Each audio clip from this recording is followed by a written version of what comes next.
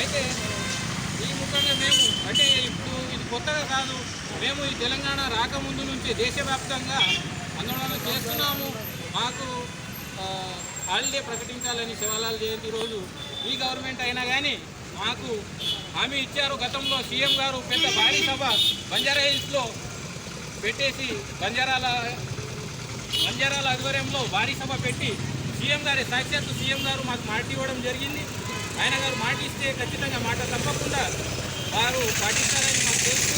అదే భరోసాతోటి మేము ఇవాళ వాళ్ళు ఇచ్చిన ఏదైతే అధికారికంగా జరుపుతున్నారో దానికి మేము రుణపడి ఉంటాము. అదేవిధంగా బంజారా హిల్స్లో మాకు బంజారా భవన్ నిర్మించడం జరిగింది. దానికి సీఎం గారికి మరియు దాంతోపాటు ఆ బంజారా నాయకులు ఎవరైతే పాటుపడ్డారో వారందరికీ ఈరోజు శివలాల్ జయంతి సందర్భంగా మేము ధన్యవాదాలు తెలుపుకుంటున్నాము. Thank you.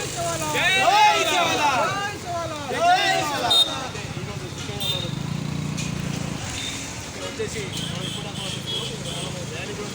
ఆ ర్యాలీ కూడా మనకు కాబట్టి శివలాల్ జయంతి సందర్భంగా ఈరోజు ర్యాలీగా నిర్మించడం ముఖ్యంగా శివలాల్ కమిటీ కూడా ఈ పథకం